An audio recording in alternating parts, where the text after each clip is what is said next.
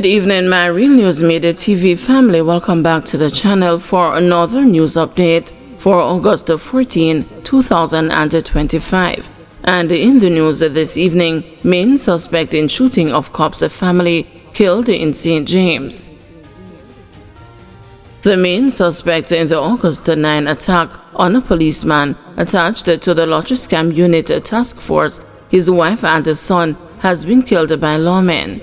He has been identified as 24-year-old Orlando Thomas, also called Ninja.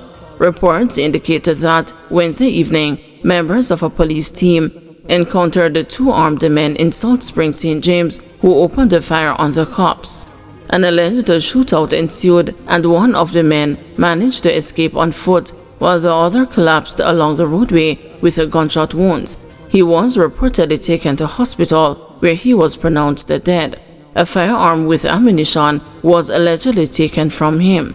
Thomas is believed to have been involved in the Saturday night shooting that resulted in the death of the lawman's wife and the serious injuries to the cop and his young son. The news has also learned that a woman has been taken into custody regarding the shooting.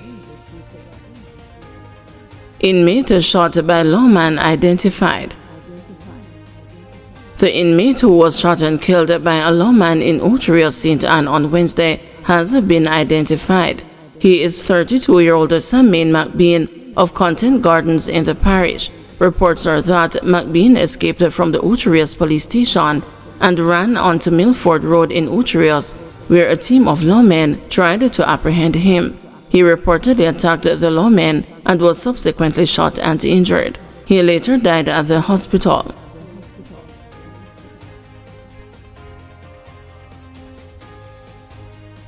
A 60-year-old man from the New Green district in Mandeville, Manchester, has been missing since August 9. He is Everton Richards. Richards is of dark complexion, slim build, and about 5 feet 10 inches tall. According to reports from the police, about 11:45 a.m., Richards was last seen at home wearing a gray shirt and blue jeans pants and a pair of black and white slippers. Anyone knowing the whereabouts of Richards is asked to contact the Mandeville Police at 876-961-5538, the 119 police emergency number, or the nearest police station. Sarah investigating death of patient who escaped Kingston Public Hospital. The Southeast Regional Health Authority says it is working closely with the Jamaica Constabulary Force and other agencies to conduct a thorough investigation into the death of a male patient who escaped from the Kingston Public Hospital on Wednesday. Sarah, in a media release on Thursday, said the 24-year-old man, who was a patient at the Kingston Public Hospital early Wednesday morning, forcibly breached the medical restraints, assaulted a member of staff, and left the hospital premises.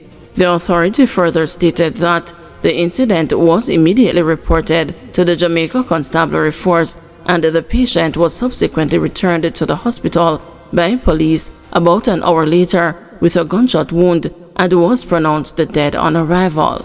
Sarah is working closely with the GCF and other relevant authorities to conduct a thorough investigation into the circumstances surrounding the patient's escape and the subsequent death.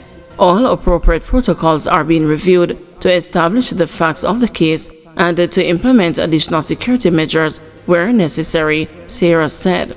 We extend our sincere condolences to the family and the loved ones of the deceased during this difficult time.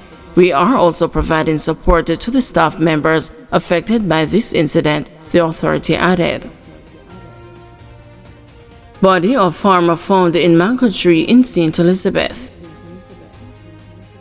The body of a man was found in a mango tree in St. Elizabeth on Wednesday.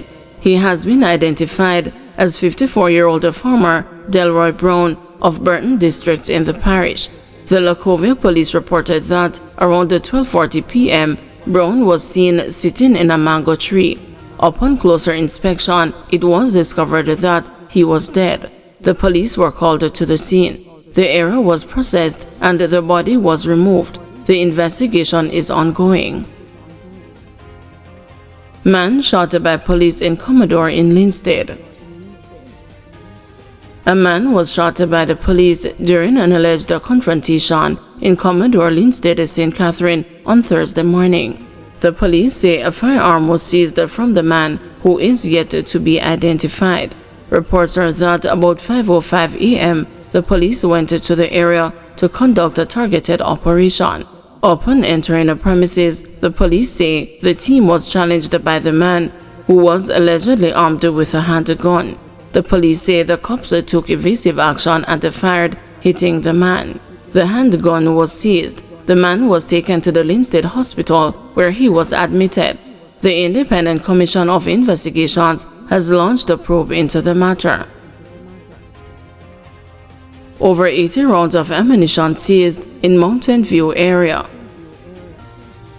Detectives assigned to the Specialized Operations Branch on Wednesday seized over 80 assorted rounds of ammunition during an operation on Chaves Avenue in the Mountain View area of St. Andrew. The police report that about 4:35 p.m., lawmen were in the area when a shop was searched. During the search, 34.357 Magnum, 29 5.56 mm, 11 12-gauge cartridges, 4.380, 4 9 mm, 2 7.62 mm, and 2.22 cartridges were found in a bag along a fence. No arrest was made in connection with the seizure. The investigation continues. NRSC urges action to prevent road crashes and fatalities during campaign season. A call is being made for the political ombudsman to push for road safety measures during election campaigning as part of efforts to prevent the crashes and the fatalities. As we begin an active election season, I feel compelled to highlight the urgent need for greater accountability and coordination to ensure that the campaign activities do not compromise the public safety on our roads, said the Vice Chairman of the National Road Safety Council, Dr. Lucian Jones, in a letter to the Ombudsman. Jamaica has entered the official campaign period for the September 3 general election, and there are concerns that supporters of the two main political parties who are crisscrossing the country in motorcades continue to float the rules of the road. A total of 241 people have died on Jamaica's roadways between January 1 and August 14 this year, a 1% increase over the comparative period last year, according to data from the Island Traffic Authority. Zeroing in on crashes during election seasons, the data show that 85 people died in motor vehicle crashes during the 2 weeks period before the last 5 general elections. A total of 81 road deaths were recorded during the comparative 2-week periods in the years preceding the last 5 national polls, the data showed. The last 5 general elections were held in October 2002, September 2007, December 2011, February 2016, and September 2020.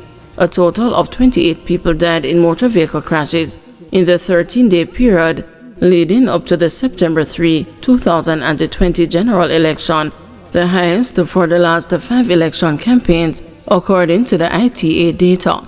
The second highest number of road deaths during an election campaign period was the 18 recorded in the 13 days prior to the February 25, 2016 poll. There were 16 road deaths in the lead-up to the October 2002 election, 15 before the December 2011 election, and 8 prior to the September 2007 election, the ITA data revealed.